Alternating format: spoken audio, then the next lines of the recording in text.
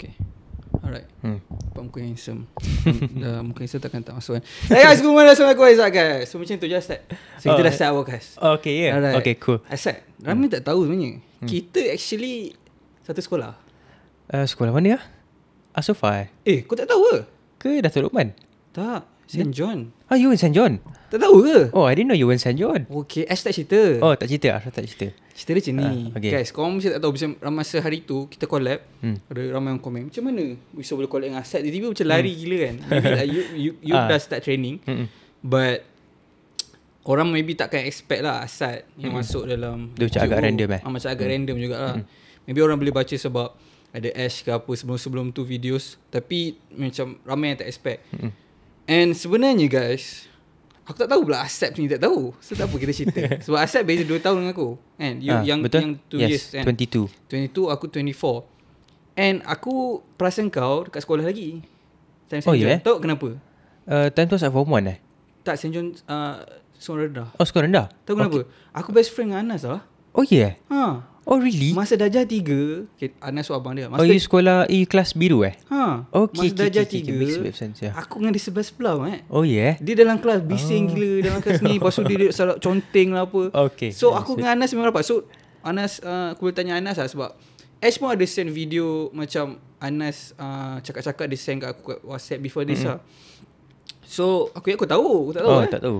By the way, yes, sebab korang tak duduk sama-sama right? Ashraf is my brother and Anas my brother as well lah. Takut orang clear Satu older brother, satu younger. So basically aku dah kenal Anas lah. Understood. Okay, that makes things a lot more interesting lah. Oh, okay. So aku dah perasan kau sebab aku macam teringat lah sebab dah tahu kewujudan Anas. Mesti dah tahu Anas ada adik semua kan. So masa kita darjah 3 tu, kau baru je masuk sekolah sebab 2 tahun beza kan. Yes, betul. So macam aku ada adik ni kan Anas. Tapi Anas 1 year je lah dengan aku. Wait, tapi you were in St. John, then bila masuk Tahfiz? Podcast ni tak tahu dah orang tahu. Ni agak special. Ya ke guys Tahfiz Tapi I mean, of course I have to do my research kan. So I saw you on Azri Walter, you went to Tahfiz, hafal Quran, alhamdulillah. So bila masuk Tahfiz? Berkantar lah. Actually kan, yang aku cerita pasal benda tu kat Azri, dia sebab dia suruh page tau. Okay. Tak tahu you macam mungkin kau dah check blue check mark, so tak payah page lah. Okay. Dia suruh page, kenapa nak kena podcast. Okay. So aku bagi karangan panjang lah. Okay. So sampai ni. So one of the my life journey benda tu lah. Darjah 6 masuk. Okay, darjah 6. So sampai darjah 5 St. John. But dengan Anas rapat setahun je. Sebab Anas lepas tu dia beta, so dia jatuh kelas second, third macam tu lah. Dia masuk kelas hijau tak silap. Something like that lah. Lepas kita dah tak rapat lah. So sampai darjah 5, dan darjah 5 aku masuk lah. Okay. So sekejap je aku duduk dalam sekolah punya sistem. Sama lah. Asad sekolah sampai form 1 kat St. John. Okay. Dan form 2 Tahfiz. Sama lah. Kita aku kan terkejut kan baru tahu. Asad Asofah Tahfiz. Tapi separuh jalan lah. Asofah Ampang. Okay. So Asad Asofah Tahfiz. Tapi Asofah dia campur kan? Ada je like normal education yang SPM semua sekali kan. Tapi I went to Tahfiz but halfway lah. Tak sepenuhnya. Maksudnya yours tu dicampur dengan study based juga? Yes, betul. Okay. And ada hafazan juga? Ya, betul. Halfway tu maksudnya 15 juzuk ke apa? About 13 like that. Okay. I mean in the school I did about 1 dalam sekolah. Okay. Then after school I did the rest by myself.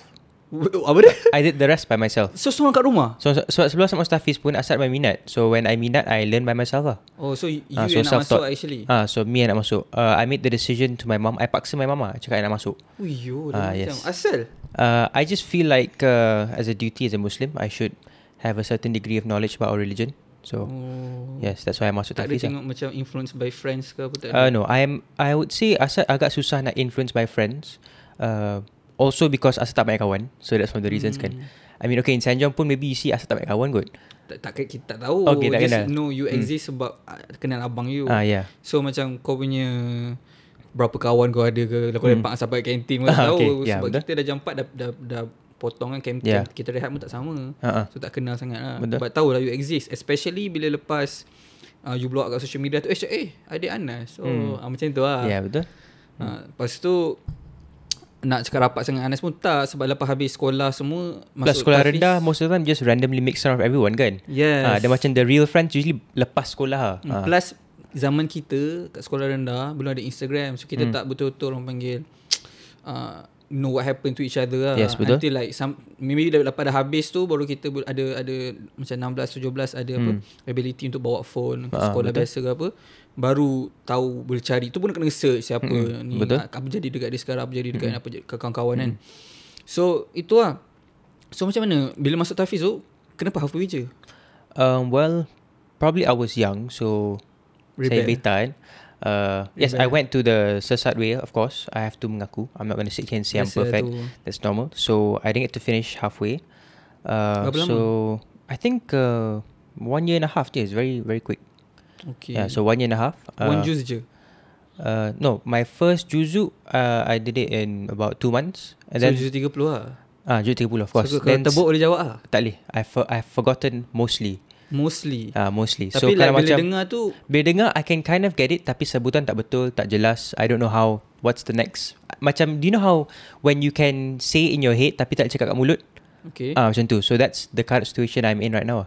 Okay. So kalau aku try sekarang ni, aku boleh sambung tak? Tak boleh. Langsung? I guarantee you cannot. I mean 100%? 100%. I've tried myself. Actually, I am trying to do my best to get back on track on the religion side. But we'll see how it Tak goes. apa, aku try je boleh tak? Boleh? Try lah. Bismillahirrahmanirrahim. Ni senang gila. Okay. Amma yatasaalun. I know how it goes. Wait. Satu ayat je sambung. I forgot Forgot, this one. Tapi I know this juz 30 kan? Yes. The the rest I first forgot surah dalam juz 30. Betul? Okay. So basically lepas tu macam mana hafal sendiri? Boleh pula? So sendiri tu, this is another interesting thing. When I was in Tahfiz, I tak reti baca Quran. And sampai so sekarang belajar dekat situ. So I belajar a bit there, but mostly Asad hafal Quran. Do you know the one yang ada tulisan Melayu? Yes.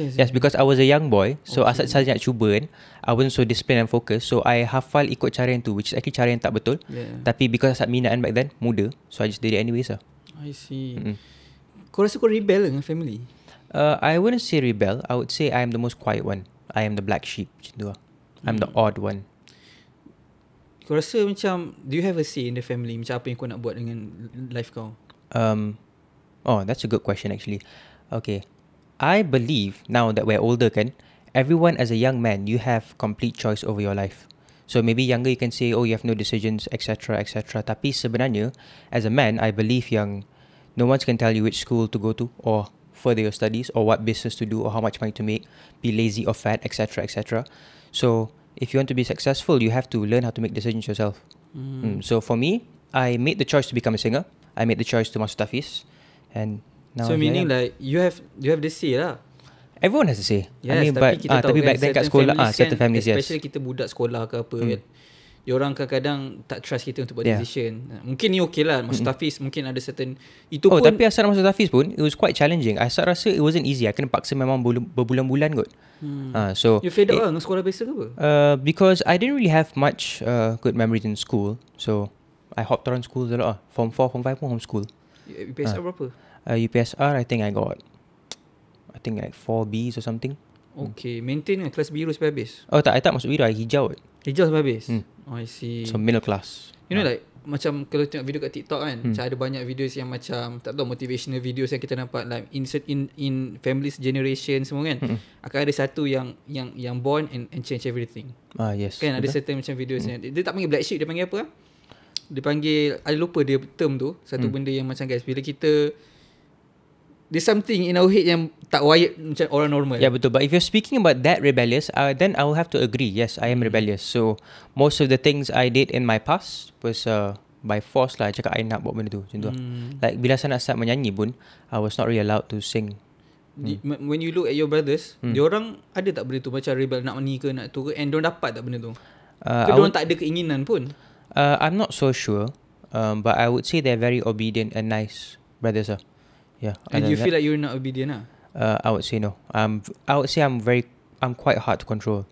Tapi macam bukan yang kan certain orang kalau kita terfaham disobedient dia akan dia nak buat benda-benda yang tak sepatutnya dia buat, contoh. Yeah, betul. Tapi this is a different type of disobedience. Yes. Dia macam we know what we want, and apa jadi pun kita nak juga benda tu. Yeah, betul. And most of the time bukan benda yang tak elok pun lah kan, melainkan certain orang lain lah. Macam aku sendiri pun aku dah cakap dalam podcast Azri tu macam rebel lah. Dia bukan rebel sangat. Dia macam dah masuk Tahfiz nak macam explore dunia. So actually macam aku sendiri bukannya macam mak aku tak, kau single mom, aku single mom juga. Kita sama kan. Dia macam mana mungkin sebab boys ni mom ada soft spot kot. Dia nak dengar kan kat kita probably apa yang kita nak kan. Tapi macam actually kalau ikut betul-betul, aku tak patut ambil aspek time tu. Dia macam my mom dia nak masuk sambung yang macam kitab, belajar macam jadi macam ustaz macam tu lah.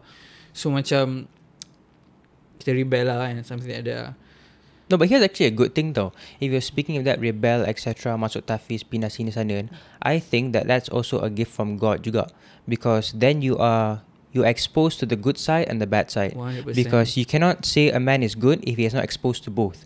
Because like I said just now, your life is basically based on your choice. So you choose to become a better person, that's what makes you good. So I think it's still rezeki juga. 100%.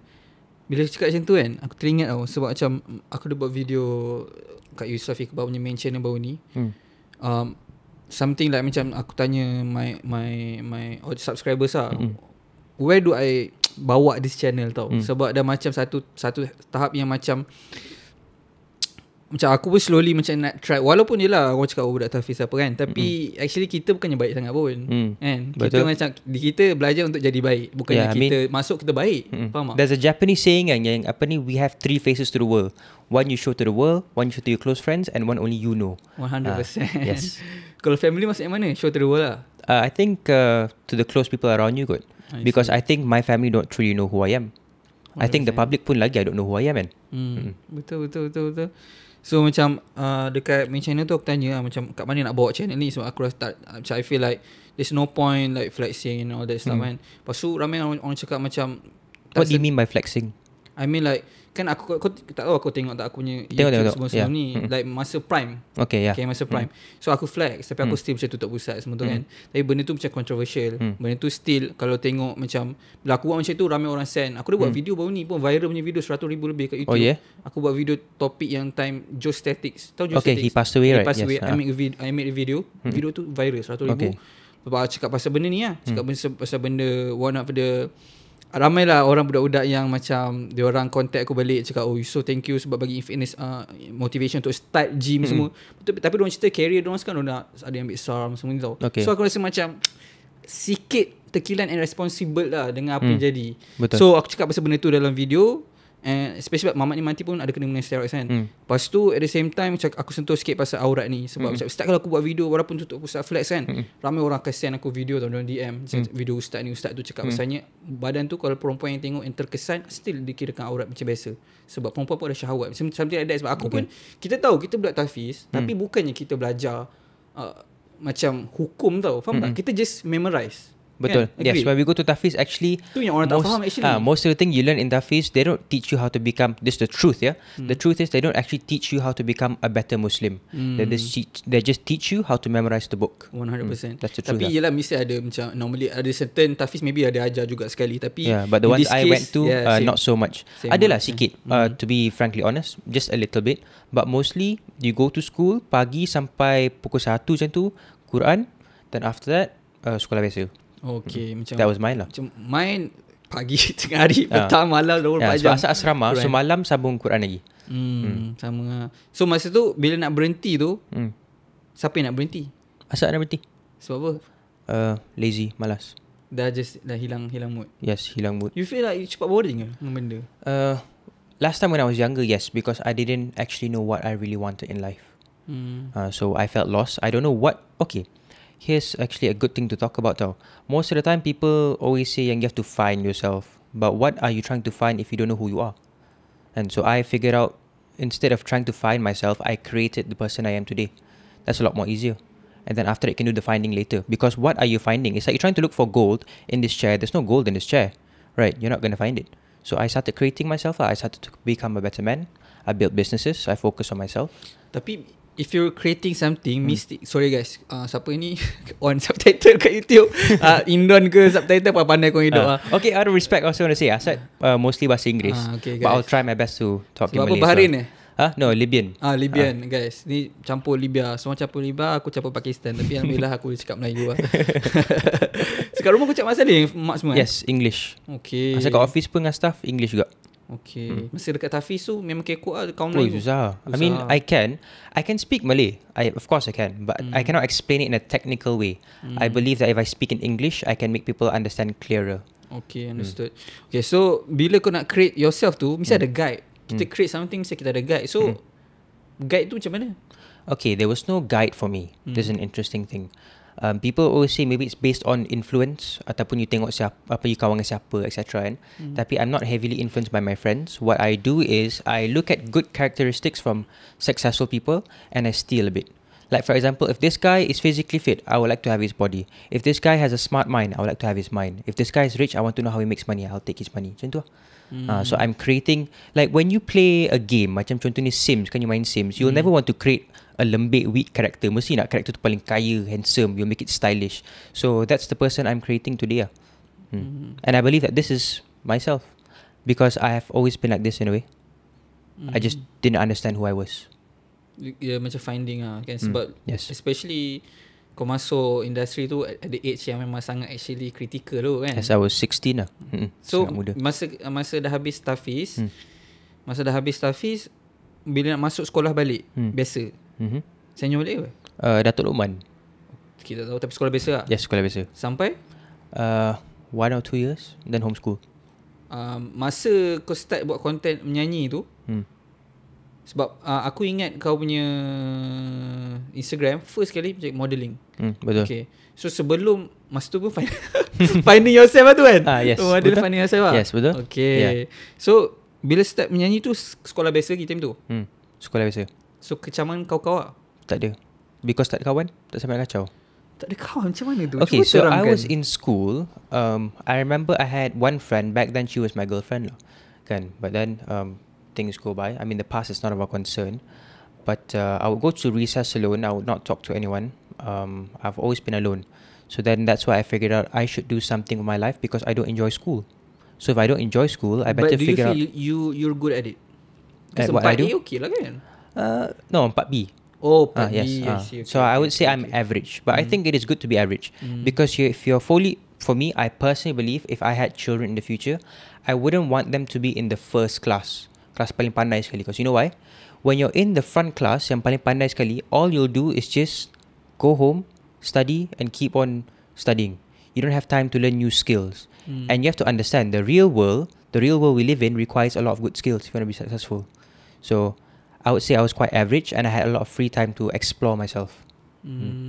So masa tu bila dah start buat videos, macam when your videos slowly getting attraction, dah berhenti sekolah belum? Belum. Asad berhenti sekolah because I don't know, maybe I am gifted to look at things at a business perspective even when I was younger kan. So masa Asad start my cover dulu, I made sure yang I believe yang this career can take me further. So Asad kumpul follow sampai 300,000 kat Instagram. And then I made the decision to not go to school and just homeschool sampai SPM. So how's life kat sekolah 300,000 followers? No one actually cares. Because they've seen me from budak masab sampai famous. So they don't care. They were there with me from the start to finish. They don't care tu as in they don't acknowledge ataupun they just downplay ke macam mana? Maybe they ignore or whatever. But I didn't notice much when I was in school. But there's no bullying lah? No bullying. Okay. So dia macam nampak asal orang nyanyi. Tapi tak cakap apa because I would say it's a bit strange to bully someone random when you haven't even spoken to them at all. So because maybe there was no interaction at all kan, so there was no bullying. Yeah. So you're just living in your head lah, Asad? Yes. I live in my own time zone. I live in my own mindset. I live Baca in my own komen head. tak? Yes, I read comments. Comments are actually good. So you macam dapat energy dari situ? Yeah, I acknowledge it. Actually, what I am doing currently in my life right now, the reason why I am suddenly outside doing podcasts semua, etc., is because I am trying to find more fuel for my fire. Because I actually enjoy the pain. I enjoy being in a painful situation. Because here's a lesson that people can learn.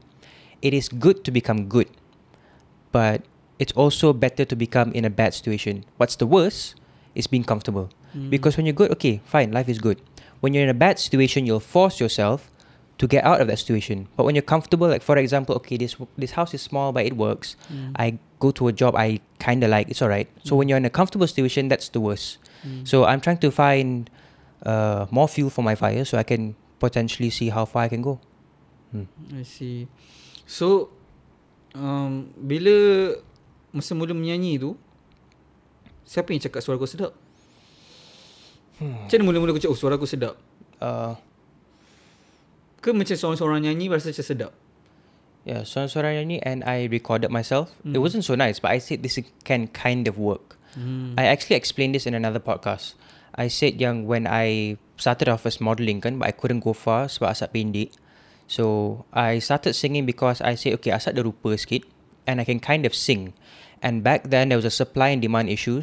There was not many young singers back then, especially on social media doing covers. So I had little to no competition. So when you're doing business in an undersaturated market with high demand, that's when it's easy for you to become successful. So everything is risk management. It's not just simply buat and harap-harap berjaya. Tak ada. How do you know ada demand? You tengok ke social media? Because that one guy get a lot of views. Of course I can get views too. Okay. It's that simple. Like even a tip for you if you want to succeed on Instagram or social media kan, what you can do is actually, it's either if you can't create the trend, follow the trend. Another good thing also is just redo another successful video but just add your own twist to it. Because if it worked before, it will work again. Faham. So lepas tu bila dah blow up semua, what's your parent punya reaction? When I started, there was little to no support. But as soon as they saw that there was progress and I am going further in life, then they said, okay, Asad is doing well. He can manage himself. Macam tu. Oh, so maksudnya diorang tak ada langsung macam apa-apa say ataupun tak ada langsung apa-apa macam involvement lah? At the start, my mum said go to school, but she tried her very best to keep me in school kan. But there's not much she can do because I'm quite rebellious. I said no, I believe in this and I think I can do it because I don't want to go to school. I don't want to become a doctor or a lawyer. That's not my ambition. So just go kau-kau lah. Yes, I just go kau-kau lah. I have So nothing macam else to do. bila masuk dalam industri, kalau you terpaksa sum up kan, this industry kan, music industry Malaysia, apa yang kau boleh cakap? It's a fake industry. 100%. Okay. Well, I think I'm allowed to say that because I would consider myself quite a successful artist back then. I don't consider myself an artist anymore, but when I was younger, when I was 16, 17 doing my prime, Senyum got 20 million views back then. Banyak kan vision tu. 20 million on on YouTube. Yeah, the first song 23 something like that million. So back then that was quite successful. So I've learned a lot. I saw the whole industry before my eyes, you know. Yeah, it's quite interesting. So you rasa macam bila masuk macam tu, you rasa worth it tak masuk? Yes. I don't regret any of my past because without my past, I wouldn't have my present. I wouldn't be in the life I have today. So what I saw, I learned, and then I just progressed from there. Berapa lama duduk dalam industri? Probably I would say 2-3 years. When was COVID-19? COVID-19 I terus tak masuk industri dah. Okay. So 17, 18, 19 terus tak masuk. Okay, so lebih kurang 3 years macam tu lah. lah. Sampai that. So time tu memang to main income lah? Yes, back then that was my only source of income. So kalau apa source of income dia sebenarnya? Concert? Yes, concert sahaja. Tak ada macam sponsorships? Rarely happens. Oh. Rarely. So memang like most artists sekarang ni pun rely gila kau-kau on concerts lah? It depends.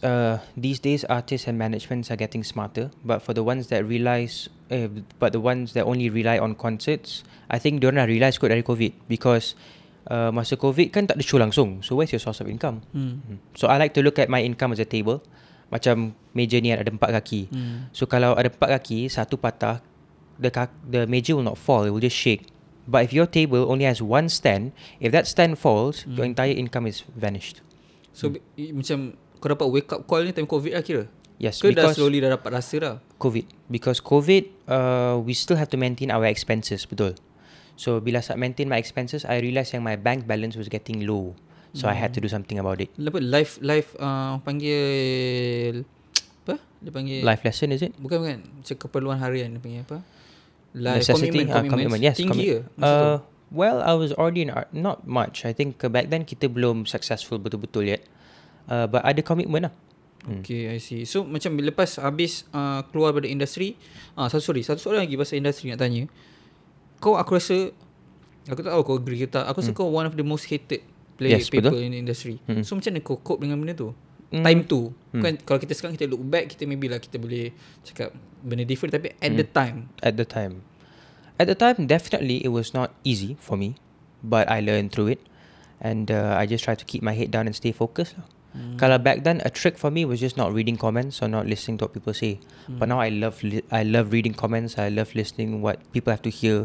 It's very interesting because I think I have built the mind. What read comments and listen to what people have to say tu about you ke? Yeah, about me. So, Okay. contohnya, if after this podcast, people will be commenting on the YouTube page, and I would like to see if other people's opinions, but their opinions do not bother me at all. That's for sure. But I like to see what people have to say.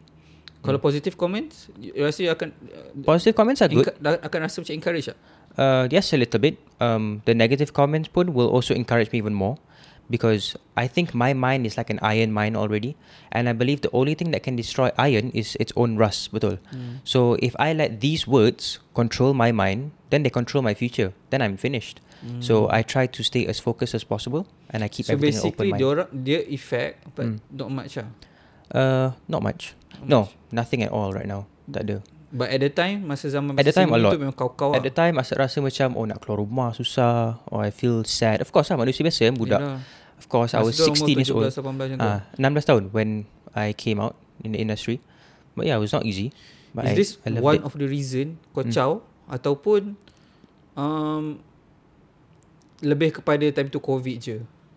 It was COVID, and also I realised kalau Asad menyanyi, kita semua kena faham nak kaya dalam nyanyian, kita kena faham yang dekat Malaysia ni ada satu je Datuk Siti, and she's the only one that can actually genuinely be rich from singing alone. So if you're just a singer doing singing only, you can only go so far, because back then my income compared to now is significantly far. So I do singing as a hobby now, but I focus mainly on business. Meaning still accept jemputan ke apa? No, I actually haven't sang in a long time, but So I mean dia singing as a hobby macam dalam toilet. dalam toilet Macam tu lah. macam tu lah. Okay. COVID happen. Okay. Bila COVID happen ni, masa duduk dengan parents lagi ke? Yes. Okay. Sebab masa tu life commitment tak tinggi lagi lah. That time Asad masih kongsi bilik dengan Anas dengan Ashraf. Oh seriously? Yes. Walaupun nampak macam pergi negara ni, pergi negara tu, betul. tapi just to save money ke pun time tu? I tried. That's an interesting thing. I don't spend my money. I save it because I know eventually one day artists will fall. There's no Time artist. tu mana tahu dah benda tu? Time tu I dah realise, because before I masuk the market, I like to study like how long can this artist stay alive, you know. So I know one day I will fall or I'll be less hyped. So I put my money aside for business ventures in the future when I'm more matured.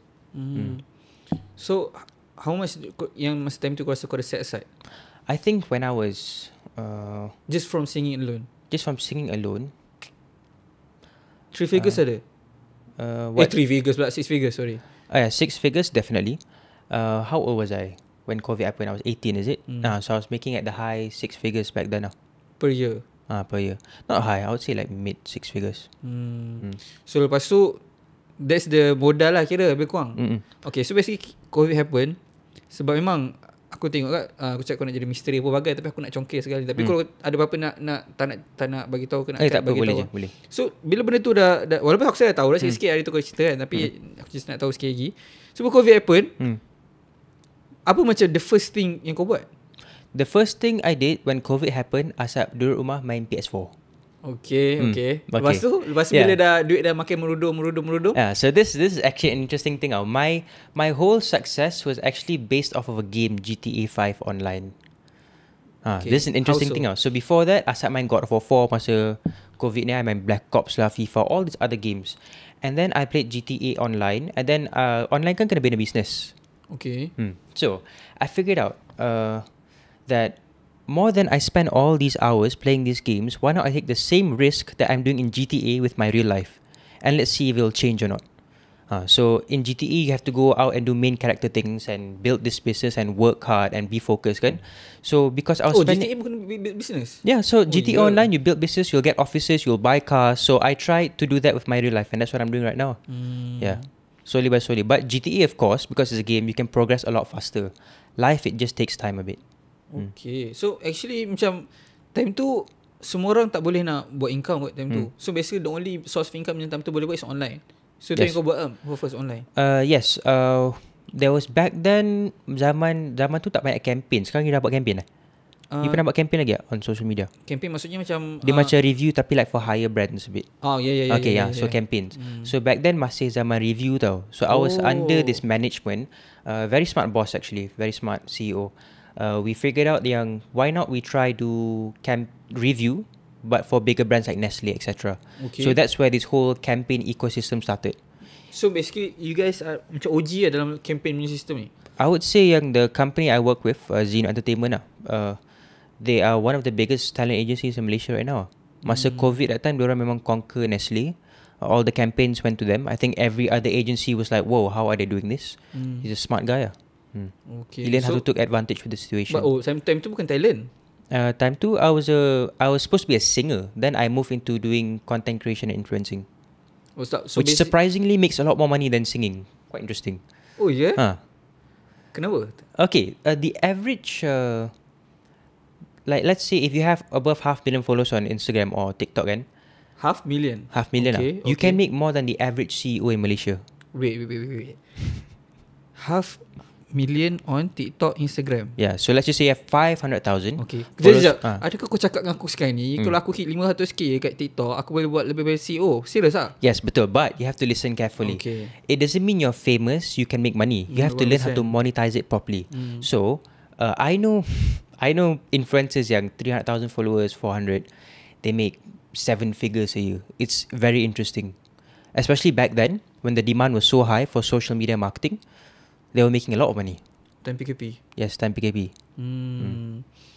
Okay, so basically, adakah the change in apa orang panggil, sebelum ni paid review, the system influencer ni, social SMAA lebih kurang kan, SMAA, lepas tu tukar kepada campaign yang membuatkan benda ni berubah betul-betul? Not really. SMMA is still there, but SMMA is the people behind the scenes. Is what I'm doing right now. So the business I own is yes. Oh, kau SMMA. I do many things behind the scene. I don't tell people what I do because I like to keep my sources of income private or the names of the company private, just for security reasons kan. Tapi bukan semua tahu Motawh Production bukan? People know Motawh Production. People know Asad campaigns. Okay. But behind that, people don't know what I do. So itu macam one of the kaki table ni ah. Yes, I believe yang at least I should have 7 or 10 sources of income. Okay. Yeah, so I try to do a lot lah. So bila dah benda tu hit bagai, still surviving as an influencer lah semua ni kan. So macam kau cakap di sini, dia tak buat duit pun. Apa dia? Menyanyi? Tak, influencing ni semua kan. Dia buat duit tapi dia macam tak buat duit betul-betul. So it's not the kind right now. So macam mana kau boleh dapat confidence untuk drop benda tu semua? Because I saw that the income on influencing and content creation is higher than singing, so I just dropped singing. Then you drop content creation juga kan? Tak, content creation is still here. I'm still doing TikToks, I'm still doing Instagram posts. Even just a simple post on Instagram being updated is already content creation. That's how simple it is. The reason why people don't succeed is because they always have to overcomplicate everything. To become successful, actually is very simple. If it works, just keep doing it again. Repetitively. Keep doing it again. So macam for you, if your video yang you buat pasal that gym guy meletup, buat lagi. Perah lagi idea tu. Like if you see my TikTok right now. Apa yang baru ni tu? Yang that Joe Aesthetics kan, you cakap viral. Yeah. So but that's like Hamzah punya style. Macam talk to the camera je. Yeah, but if you do that, if it works, the whole goal is a give and take situation. You have to learn how to give and take. So you can't do everything you like all the time. You have to do what the audience likes as well. So just keep doing it if it works. If you see my TikTok, I've been doing this content yang Asad tunjuk atas, top 5, salaries, etc. Okay. Selalu views berjuta-juta all the time, like 2 million, 10 million, 8 million, average that high views.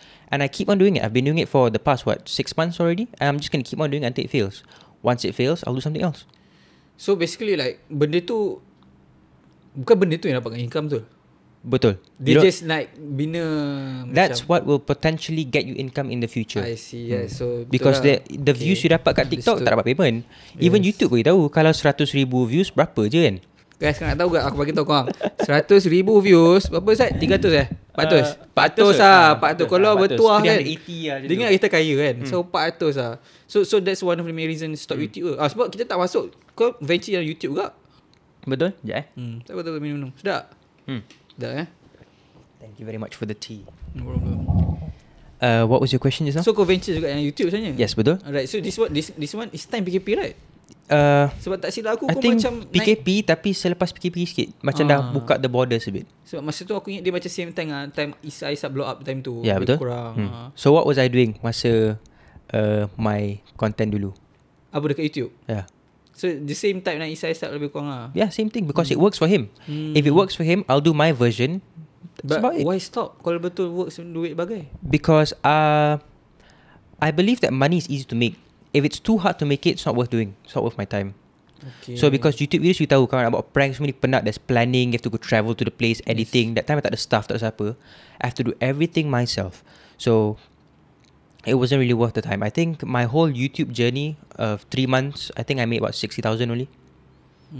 So maksudnya go all out 3 months lepas tu stop terus. Yeah, Macam stop. not worth it lah, stop. Yeah, it's too much time. 60,000 tu YouTube ads ke? YouTube ads I made about 30, and then I got one campaign that was another 30. One campaign 30? Gila kau. Mana banyak aku nak dapat apa. Bagi tahu kau lah. Kalau Yukas tak ramai subscriber tak apa, boleh bagi tahu. Boleh.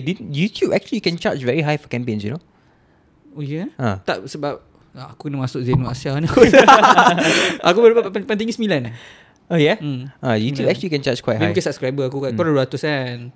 Yeah, about almost 300. Yeah. Aku masih bawah 100 lagi. So mungkin okay aku logik lah. So itu lah cerita dia. So basically, what's your thoughts about money sekarang ni? Sebab macam tengok kau dah jadi macam hari tu apa orang panggil, orang cakap ada macam video yang kau dengan si Walter tu, ada orang komen Andrew Tate dengan Siniko. Baca komen tu. Macam okay. So I also heard people say Iman Ghazi, etc. All these names, and I have massive respect for them lah, but I don't want to be like them. Kalau boleh, I want to be better, because I believe if I put my mind into it, inshallah I can, because Allah is with me. But if you're asking me just now, what do I think about money? I believe that money is a tool. If you know how to use your money, you can just keep on making more money.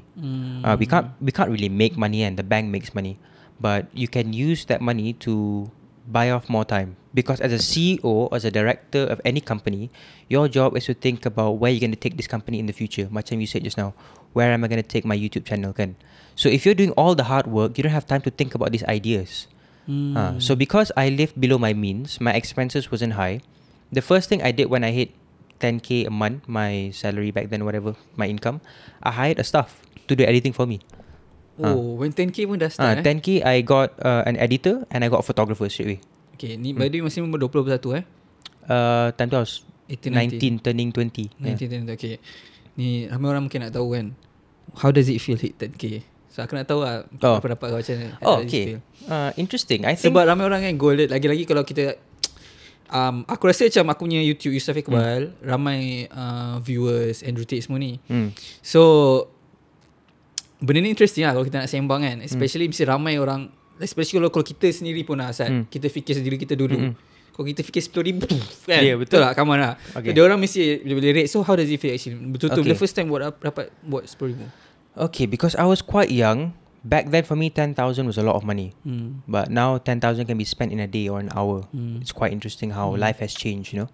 But if for people that want to know, when you hit 10k, your life will just be okay. That's all. And then it gets a bit comfortable when you hit 50. You can have a bit of FU money, you know, like you can buy nice cars, you can get a nice place to stay, you can eat whatever you want, you don't have to look at the price anymore lah. But for me, after you like past 200 or 300 a month, there's not much that life has to offer. You know, like some of my friends, they say the way they think kan, they said this to me before actually, which I find quite interesting. We're all going to Mecca soon actually. Bila? Kita baru plan tadi. Oh yeah. So like randa in. Dengan siapa? Berista. Kawan-kawan rapat lah. So like I think because I have business in Philippines, so balik Philippines tu for my birthday, they were like, jom pergi Mekah. We just random lah. So kita baru book tadi. We just randomly book. First time ke apa? Ni first time for me, yes. Okay. So just on the spot lah. Just on balik the spot. botak Asad. Tak botak aku cari kau. Yeah. So we're going to Umrah. It'll be very interesting. It was randomly. They said Asad jom pergi. I just paid and then we're gonna go lah. Kita dah book our flight and the date and everything kan. Berapa orang pergi? 6 of us. With travel agent ke apa? No, kita sendiri. First time sendiri terus tak, tapi most of them dah experience dah pernah pergi. So I'll just follow them. Yeah. So do you know what they said to me before? They said, Asad, you know, one day you'll Wait. Close friends ni business friends ke apa? Business friends, close friends friends. sebelum ni The friends I have now, I would say they're very successful people. Okay, They're a lot more powerful than me also. And I learned a lot from them as well. I'm still learning myself. What they said to me, you'll find very interesting. They say, Asad, one day you'll make so much money that you'll further realise that this world has nothing to offer. They said to me yang we just can't wait to go to the afterlife. Because dunia ni tak ada apa-apa sangat. So diorang ulang balik umrah tu macam pergi ampang ceras macam tu lah. Aku dengar kat kau cakap benda ni masa dekat Azwar tu podcast. Tapi benda yang aku find interesting kan, mungkin yang ni kita boleh just guna untuk reflection ke nanti. Walaupun duit balik kereta pasal lagu sedih fikir ke apa kan. Yes. Bila on off successful cakap macam tu kan, benda yang pertama bila aku dengar, kepala otak aku fikir apa tau, macam bila aku tengok macam contoh kan, orang-orang yang hebat kan, ni kita in terms of agama, sahabat-sahabat Nabi SAW ke, Nabi SAW sendiri ke, diorang tahap kerisauan tu sampai kadang-kadang sampai tak tidur malam, solat isyak sampai subuh. Tu tahap kerisauan sampai kaki bengkak-bengkak. So macam diorang boleh chill, kita tak sabar nak pergi sana. Mana diorang ni dah faham maksud aku kan? Diorang dah panggil guarantee kan, ada macam 10 orang sahabat yang ada guarantee syurga contoh kan.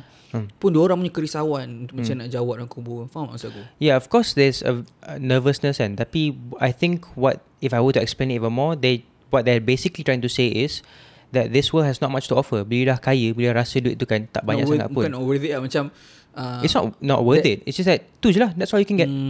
Because there are very successful people. So how many watches do you want to buy?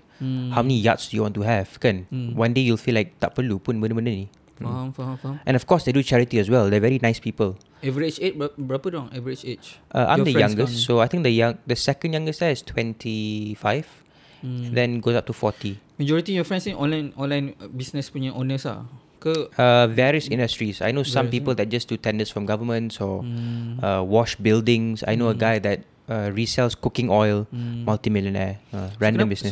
So kalau aku tanya kau sekarang ni, siapa yang influence kau paling kuat sekali? The whole jenis social media, tak social media, latest ke yang tak latest, yang kau rasa macam kau boleh bagi props lah. Sama dia shift mindset ke, dia shift mostly mindset lah. Mindset yang jadi dia punya catalyst untuk ubah everything else kan. So macam kalau aku tanya kau lah, siapa? Sebab to be completely honest kita dua aku rasa kau pun boleh relate. Kita macam lack, kalau aku ada ayah tiri kan, tapi aku macam lack of father figure tau. Do you feel the same? Tapi kadang-kadang kita tak realise benda tu. Yeah, maybe I didn't realise. But if you were asking me who I look up to on social media ke apa kan, I look think up to like, okay, look up to and macam who can give props by to influence me kan. I don't know actually. You don't watch anyone? Of course I watch these people. I watch Jordan Peterson, Joe Rogan, all these people kan, to learn something. But I wouldn't say I'm heavily influenced by them. When I watch people like Andrew Tate ke Iman Ghazi kan, I didn't say like, wow, gempatnya this guy. My reaction is, wow, there's another person that talks just like me. Because an interesting thing that I like to do is I like to talk like me ke think like me? Talk like me, think like me. Okay, to rephrase it, they think like me. So I didn't feel alone. Macam tu lah. So I thought I was the only one yang pelik. Because if I were to explain such things like this to normal people, they cannot understand. So I'm not influenced by them heavily, but I would say yang I do watch some of their videos. Something yang kelakar, aku rasa kau pun boleh relate benda ni. Bila kita tengok contoh macam Iman Ghazi, Andrew, Hamzah tengok? Pernah tak tengok? I've heard his name but I don't know. Okay, so contoh macam Hamzah ke apa kan, kita akan rasa macam tengok views 1 million, 2 million, ramai juga fikiran macam kita. Tapi sebenarnya bila kita go to the real world, tak ada. What do you mean? Macam tu. Macam tak ada orang-orang tu. Faham What do you mean tak ada orang-orang tu? Contoh Iman Ghazi. Kalau kita go into the real world, tak tahulah, mungkin kau tak macam masuk universiti ke, tak masuk sekolah ke, sekolah lah, tapi macam lepas tu fasa ni kan baru kan. So time tu mungkin tak ada lagi fasa ni. So macam orang-orang yang faham ataupun mindset ni semua nampak macam banyak 1 million views contoh 500k. Macam banyak lah kan. Yeah, okay. And then bila kita go into the real world, kita tengok orang normal lain, kita macam tak ada pun sebenarnya. Ataupun disebabkan nampak nombor tu banyak, tapi saya kalau fikir-fikir in context dengan dunia ni berapa ramai orang. So kalau 500,000 berapa je sebenarnya kan. Yeah, betul. Sebenarnya sikit je. Well, it's called the 1% group, right? Not everyone can understand it properly. Not everyone can. Cakap tak ada competition tu. Yeah, in Malaysia, especially in my age, Alhamdulillah, I would say I'm quite comfortable here. But I believe that's dangerous. That's the reason why I'm out again. Because I don't want to be comfortable. Never. I would like to be in pain and I would like to be I need to find fuel for my fire. But If you were talking about how many views these people get, nampak macam ramai, maybe it's scattered all over the world. Yelah, Kan? betul cakap. Maksudnya kadang-kadang the point is it's not that bukan nak bagi tu benda bagus tak bagus. Maksudnya macam okay, benda tu ramai, kita rasa macam maybe mungkin akan rasa ada competition ramai benda ni, mindset macam ni semua. Tapi sebenarnya bila kita keluar, tak ada orang pun macam ni sebenarnya. Betul. Membuatkan tak ada competition pun sebenarnya. Yeah. So berapa ramai yang minta, like say, aku tak tahu kau sekarang sebab kau tak go full all out lagi dengan this Asad, this new Asad ni. Kau tak go lagi, kau mungkin ada sekali feature dekat Jutawan tu yang sampai semua terkejut. Betul tak? Tapi kau tak portray lagi benda ni sampai membuatkan orang akan, dah ada dah orang yang DM, message, tanya semua. Before that, people have already asked, because some people meet me in public and they say yang I'm a very different person compared to social media. So when they say these kind of things, I just figured out yang actually, if to be frank kan, this was all part of my plan. I planned by the time of 30 years old, I want to reach out to the audience and help young men to become men. But I think it was last week, before Azri Walter's podcast kan. Before Azri Walter's podcast, Asad solat 7 kali sehari. For me that's wajib lah. So it's the 5 normal prayers, then I have tahajud and duha. So bila I bangun untuk tahajud, someone was saying to me yang do it now. So when I heard that, I just figured out yang it's just maybe just my mind talking kan, because I always have it in my mind bila nak start tolong orang, etc. So I just decided to go and do it now. For the whole journey daripada Tahfiz sampai sekarang ni memang sentiasa jaga solat semua? Yes. No. Tahfiz I jaga. Then after that, when I started in the industry, I did not pray at all. I was just a normal person. And I'll put it out there because I also want to set an example to all the young boys out there that I make mistakes as well, and you can judge me of my mistakes. I will go fail all the business and I'll teach you how to avoid the mistakes. Because you also have to understand that to succeed, sometimes people always say yang kita kena lalu pengalaman sendiri, etc. kan? But sometimes that's not the case. You can learn from other people's mistakes. So what I want to do now, I will leave all my postings online, all my old pranks. You can see that once I was a soft boy and I can also change to become a real man. So if I can do it, why can't they? Kan? So I will set an example to the people. Let me do the sacrifice. Let me fail in business. Let me show you that I was once weak before. Let me show you that I'm not that smart or intellect before. So if I can change my mind, of course you can too. Because I was just once a normal boy. Tengok kau tahap pembesaran otak kau agak merunsing kan. Macam mana boleh mana shift dia daripada skinny boy daripada gym, daripada workout? Well, it's because I don't really show, but I would say I'm a lot more bigger compared to last time. Bila I start dulu I was about 47 kg, now I'm 70. So I'd say that's quite a jump in 3 years. Tapi maksudnya shift dia kat mana? Bila mindset shift untuk workout? This is one thing I said it in the other podcast though. I say if you don't know what to do with your life, one of the best things you can do is start working out, because it builds confidence and it builds discipline. So before I really figured out what to do with my life, what business to do or what to venture in, I started working out. I took myself seriously a bit. Time dah singing bagai lah? I was singing, and then I just figured out I have to find a way to look more appealing to people, more matured kan, because I want to masuk dunia business, and people also have to understand yang a young businessman is very challenging. Because for me personally, if people would like to know, I am competing with millionaires twice my age. It is not easy. When I walk to a board director meeting room or any client meeting room, maybe some of them in their hearts will be like, budak ni tahu apa? And he's so young. He's probably inexperienced. So I have to mature my mind. I have to mature my body. The way I talk and present myself has to be different. I have to dress the part. And it helps a lot. I see. So masa tu start gym ni sebab just nak fill your time lah? Yes, it's just to fill my time. Presentable sebab masa tu social media influencer macam tu lebih kurang. Yeah, betul. Okay. So keep going sebab tahu the value tu more than that lah? Yes. Ada tak fasa stop? Tak ada langsung? PKP ke apa tak ada stop? Since I started working out, I have never stopped. So I've been working out for 3 years straight, 6 days every week. Sekarang ni 3 years? 3 years. This is the third year. Oh, okay. So because I'm natural kan, the most I take pun is just protein and creatine tu je. Or in the morning before I work out, these days I take pre-workout. But that's all lah. I see. So memang calisthenics ke gym? I started at calisthenics because I couldn't afford any equipment. So I'll work out alone. Handstand push-ups. No reasons lah. If there's a will, there's a way. And then as my income grow, I got a better place to work out. I started going to the gym. Sekarang gym lah? Yes, sekarang gym. Gym dekat rumah? Yeah, gym dekat rumah. Okay. So sekarang ni what next for Asad ni? There's a lot, but I would like to keep my plans a secret. But it'll be very interesting. So I believe. ada kena-mena dengan manusia luar lah. Yes, a lot actually. So basically akan venture pada YouTuber. Kemungkinan, I believe yang I should take the opportunity since I already have such a big, massive influence and platform on YouTube kan. And also, I think it'll also be interesting because if I suddenly post content like this right now, my prank still kat sana. So people will see the shift. And then I can explain to people, if I was once soft, if I was once a weak man, you can become strong as well. I see. So the point is you akan still guna channel yang sama. Maybe. Yes. Just to show the progress lah. Not akan guna channel yang sama. Not kemungkinan. It's I will confirmly use the same channel. Yes. Everything I have on social media, I'll not delete. Tapi serius lah. Macam memang respect tu Asad. Sebab majority lah, most lah, dia tak nak orang tahu dia punya past. Oh, I don't mind. Because, okay, some people like to ask me, they'll say, okay, siapa yang tak kenal Asad Motawh, sila kenalkan diri. So, if we kenalkan diri, we'll always say what we do, kan? People already know what I do. But if I were to answer that question, to know who I actually am, I would say that I'm a man of discipline and I'm a man of God.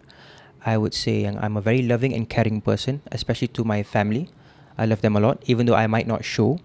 I'm a man that holds myself accountable and I never play the victim. I'm also a man of great ambition with no limitations. So I truly believe in myself and I think this is the best version I've ever created and I would like to pursue it. So there's nothing to hide.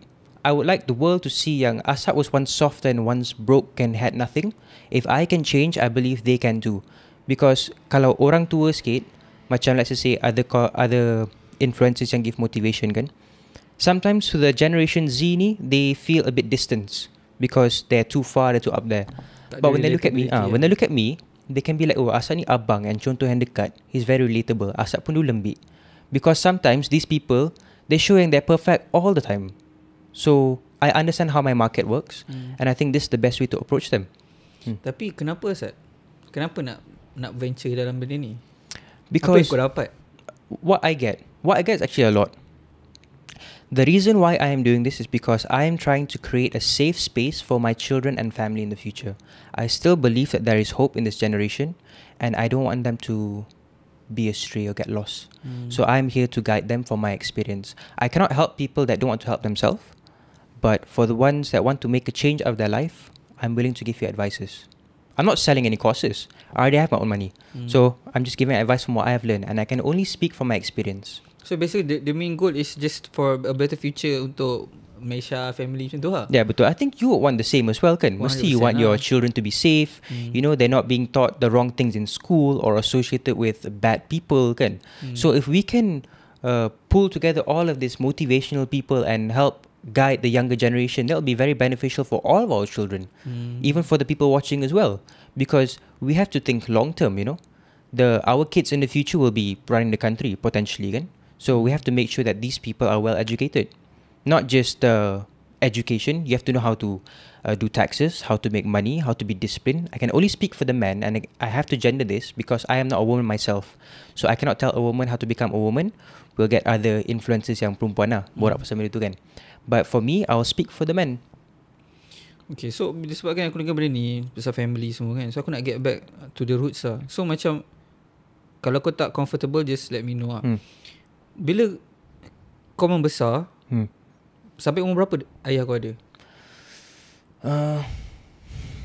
I think he was there until I was 7, 6 maybe. Oh, lama lah. Lama juga. So ada memang remember tak? I remember. So from I think 6 or 7 years old, he wasn't there anymore. Okay. So just he let everything go macam tu je ke macam mana? I'm not so sure. I think we are in contact with him still, but we're Sampai not that sekarang? close. Yeah. Oh, okay. So I think I meet him once every 2-3 years maybe. Okay, dia duduk kat Malaysia. Yes, I think he moves around a lot. There's not much information about him. Okay. So macam mana kau cope dengan benda tu masa kecil ke tak sedar pun masa I was too young, so I didn't understand anything. I just jalan je. So basically bila membesar dalam keadaan macam tu, fikir this is normal lah. Yep, I think yang this is normal and I don't need a father ke apa etc. And tapi I believe yang actually young children do need fathers. Kau rasa dia bagi efek kat kau? No, not really. When I was young, I didn't understand anything. So I wouldn't say that it affected me at all. I mean like Maybe my elder sister was affected a lot. But me sebab and the dia boys, grow up lama they grow up lama and they faham what's happening. I was too young to understand. I just tahu esok-esok ayah tak ada. Tu lah. But macam kau sekarang kau boleh look back masa kau besar, kau rasa ada effect tak? At that time maybe kita tak rasa. So aku sendiri pun rasa macam normal grow up without father figure. So tak pernah terfikir tak normal pun. Mak lah ayah, mak lah mak. Betul. Dia lah buat kerja semua, dia lah juga yang jaga kita balik sekolah bagai. So rasa macam normal. Walaupun kadang-kadang tengok member balik sekolah ayah ambil ke, tak terkesan pun, tak rasa macam sedih, tak ada pun, sebab rasa macam benda tu normal kan. Cuma bila sekarang kita dah besar, kita dah maybe dah age yang boleh kahwin ni kan, kita look back, rasa macam dia benda tu ada berkesan tak? For me, not much. It hasn't affected me at all. I think maybe to my other siblings, they might have different opinions. But for me, regardless, I rarely have much feelings anyways towards anything. Towards anything Yeah, towards anything. Anything, tak adalah anything. Mostly lah, I would say I'm quite dead inside, but I enjoy being this way. I really put my feelings aside because I feel like I have a very high responsibility and a lot of people depend on me. So I have no time to feel. As of now ke? As of now, yes. Apa? My companies, my family. It's a high responsibility. It's not easy being a businessman at a young age, but it's also hard to become hard. So you choose your difficulty. 100% ni orang tak faham kan. Dia kadang-kadang dia ingat malah macam ni, pening kepala. Yeah, tak tahu tu. They don't understand. Tak But ada apa-apa pun lagi pening. But that's okay. Maybe that's not the target audience that I want to reach. 100%. So the people that can understand, these are the people I want to encourage to become better. So if I were to explain it even more, it's hard to become hard and it's even hard to become successful. You choose your difficulty. What I'm trying to say is, susah juga when you don't have money, because you'll be figuring out how to pay the bills, how you're going to feed your family, and it's also hard to become successful. Sleepless nights, all you do is work. You choose which one you want. Both of it's not easy. Nampak tak bateri berapa set? 49, banyak lagi. Ni A6 berapa lah? 64. Oh, okay, power ni. It's my first production camera dulu. Oh ya? Awal vlog dulu. Berapa recording limit dia? 1 hour ke tak ada? Tak so ada sure. sebenarnya. Dah 1 hour dah. Sebab tadi shoot 1 hour 5 minit lepas. Okay. Okay, good. So, kenapa kau datang podcast ni, Asad? Sebab hari tu aku dah ajak kau awal, lepas tu kau palau aku. I felt like I wasn't ready yet. Because people do invite me to do other things, of course. Asad, can we interview for this? You know, any media companies out there, they would like to interview or podcast ajak borak.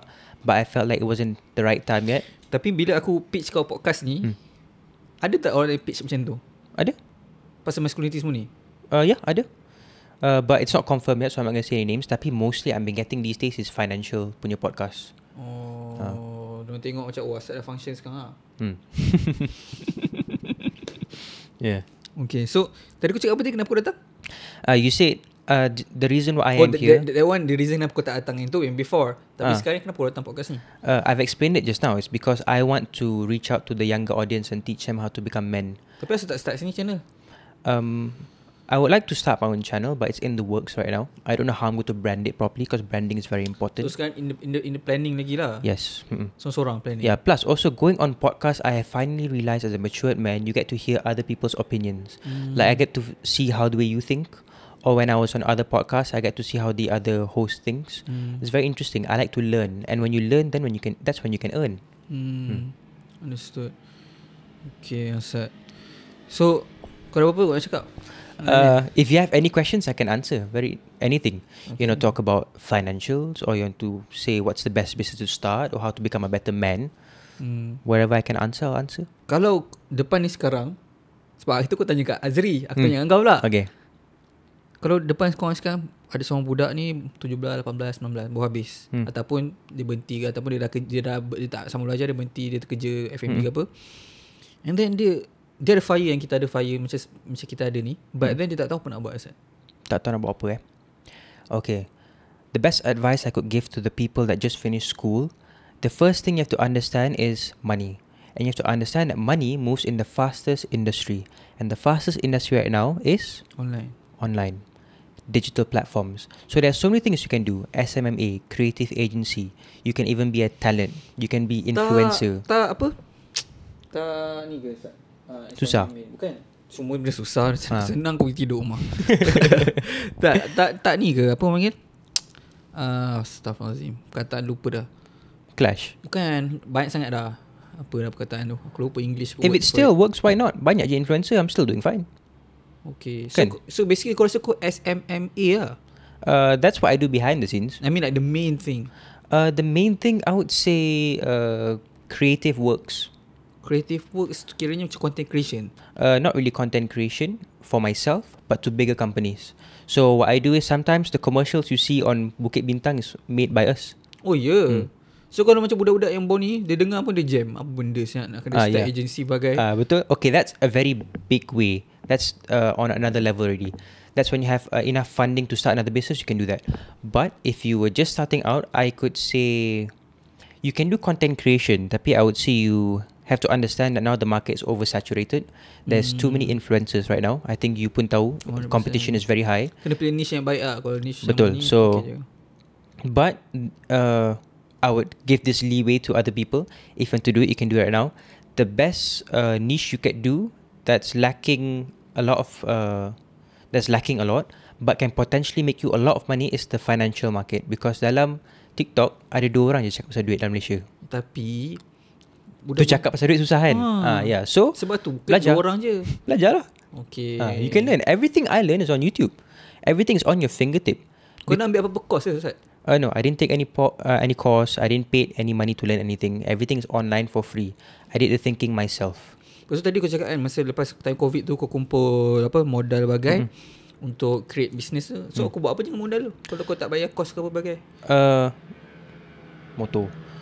Terus Motor merempit tu. Okay. So your question is what I did with the modal kan? That modal I used to reinvest in my personal branding.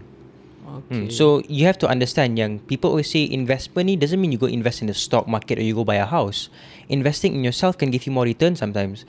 I invested myself by just getting a better haircut, started working out, so I have to buy protein, I have to buy better clothes to be presentable, bought a camera, just small things like that. Just to elevate my quality so I can make more. I see. Faham. So basically modal tu macam bukannya hanya paid cost ataupun equipment saja. Yes, so many things come into play. It's just how you present yourself in general, you know. So that modal tu I also used to start up my production, which is quite expensive to start up. I don't really recommend it. The profit margin in production also is very small. So sebab tu dia bukan main income lah. Yeah, so it's not my main income. The production is just there because Asad minat. It's just for fun as a hobby. Sebab tu tahu macam kamera semua kan. Yep, I know everything about cameras. I know lighting. I direct a few stuff as well. I buat sebab I minat, that's all. Faham. Macam mana hari tu boleh pergi podcast Azri Walter? Podcast Azri Walter was I contacted him because I like the way he thinks and I would like to learn more. And if I cannot just simply text a successful man like that and say let's go and have coffee. So I think it was mutual benefit. I went on the podcast to learn myself. That's why I was quiet half of the way. But I find it very interesting. He's a very interesting man. What do you think of Azri Walter? I would say his strength is more on the masculine side. He's a man. He's more of a very man. I would say he's quite loud. Bukan social media. Oh, behind social media. Oh, okay. This is interesting. So I tak tahu. Betul. Okay. So if on social media, I say he's very loud. Okay. He's a very man, you know. But behind social media, he's very intelligent. He's very calm. He listens. He talks less. Kan dia dengar kan. So when on the podcast, he would explain a lot of things. But behind the podcast, he was learning from me personally the entire way. He was asking us, what is the best sources of income? How to make more money? How do you run your life? Where did you actually come from? He was asking me proper questions to learn himself, which I find quite interesting. So he's not... Tak expect dia akan interested untuk tahu. Yeah, so I find it interesting that he was willing to listen and learn. Nice guy lah. So masa tu aku bawa kamera guy tau. Memang tu kena soal siasat. Yeah. Apa belajar mana semua. So macam aku terkejut tau. Azul tu ni maknanya dia macam apa orang panggil lah, bukanlah caring tapi dia macam kisah lah. Dia kisah, dia nak ambil tahu kan, macam tu lah. So benda tu macam unexpected. Orang ingat orang ada call. Lepas tu dia macam No, he's actually he's a nice guy, yes. So satu lagi, what do you think of Andrew Tate? Of course, he's also a very smart man, just like Azri Walter himself. There are some things I agree and I have to disagree with because I also have my own personal opinions. You don't have to agree with me either. But yeah, he's an intelligent man. That's about it. Not much I can say. I don't watch him much as well. Oh yeah. Okay. So basically itu je lah. Kau ada apa nak tanya? So dah habis lah kata-kata akhir Is it? Tak, ada apa nak tanya aku tak? Sebab aku dah jap, sorry. Tadi aku dah fikir, baru terfikir satu soalan. Jap. Allahumma salli Muhammad. Aduh yai. Aku harap soalan ni masuk ke otak aku sekejap lagi lepas habis podcast apa. Ada benda aku nak tanya tadi. Tak ada lah guys, tak masuk kepala otak aku. Kau ada apa kata terakhir? Nasihat kata terakhir ke? Kau nak tanya aku apa terakhir? Tanya. Oh okay, dah teringat. Okay. Macam mana kau sedar kewujudan aku? Sebab Ash ke? Yes, sebab Ashraf. Semua tu tak tahu kewujudan aku No, I didn't know. Because kau tak main TikTok even though my business is social media and I do content creation, but I actually don't know many people online. I do things for myself only. Kau consume tak content? No. Then how do you follow trends bagai? I have my team to do it. Oh.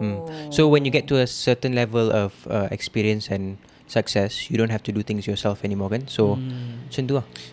But if DM comment, I personally DM and comment myself. Okay. So kalau komen pada Asad tu Asad lah. Yes. Nampak ada orang lain handle ke komen ni? Kalau macam buat posting, sometimes kalau posting iklan or campaigns, I have people to do my postings lah. Oh, okay. So the best business, tak tahulah bagi aku, ni kata-kata Azri Walter lah, is kita boleh de-attach diri kita dengan business tu. So adakah kau rasa kau sekarang ni dalam keadaan kau masih terikat? No, I wouldn't say I have successfully reached to that level yet, but I can leave my business about a month or 2 months. It'll be fine. Because if you still have to manage your business, you don't actually have a business. That's what I personally believe in. You just have a very high paying self-employed job.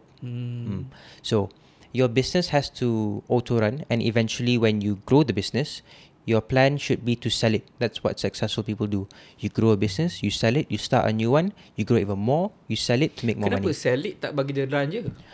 Because sometimes, like for example, if you like to run, duit nak kumpul modal to start a new business will take a long time. But if you can sell the business today for 20 million to start something new, why don't you do that? More than wait for another 3 years to make 20 million. So you can use that money to start something new straight away. That's the way I look at it.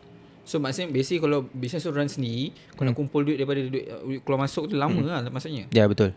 It takes time. Most business ada orang nak beli ke?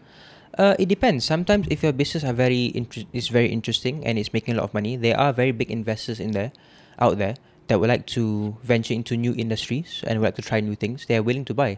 I'm pretty sure some people have seen the show Shark Tank kan. Sometimes they buy the whole company because they find it very interesting. So there is a possibility, yes. Okay. So kau rasa kau millionaire ke Asad? I cannot deny. That one is true. But how much I make, I will not say. Okay. Alright guys. So ni kita punya jemputan pertama Jutawan. Doakan aku next episode aku dah Jutawan guys. Alright. So ada apa-apa komen, apa-apa, nanti bila Asad punya channel pun dah meletup, aku akan tarik dia balik ke podcast ni guys. Alright. Sebab akulah punca Asad dah start channel baru, dia tak ada. Alright guys, komen kat bawah siapa guest tersebut. Actually kan, ni aku cerita sikit pasal podcast. Sebab ramai orang kadang-kadang DM aku suruh jemput orang pelik-pelik apa kan. Aku buat podcast ni guys, Asad kau pertama aku cerita pun. Aku buat podcast ni sebab seronok je. Jujur aku cakap podcast ni tak buat duit pun. Aku dah ada start team apa yang handle TikTok account, membantu lah. Tapi macam aku tak buat duit. So and at the same time podcast aku ni pun is sebab aku nak jumpa orang macam Asad, bagai ni semua, faham tak? So bila aku buat macam ni, tak semua orang bila ada orang DM aku, so Asad tak invite orang sekian memang ni. Lepas tu satu lagi, ni aku beritahu sini je, aku nak ulang banyak kali, aku takkan buat perempuan. So perempuan semoga berjaya guys. Alright. So kata-kata tak ada dah Asad Kata-kata terakhir. Wait, let me think of one. Subscribe Asad Motawh, get ready first video ke macam mana? No, I think I will take this opportunity to say something better. Okay, my last words are, if you are a young man above the age of 21 still living with your parents, I want you to do this before you go to bed tonight.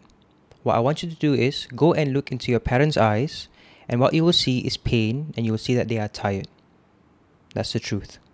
Every second of your life you waste is another day they have to work hard to put food on your table. And I'm speaking for the men. So please do it for them.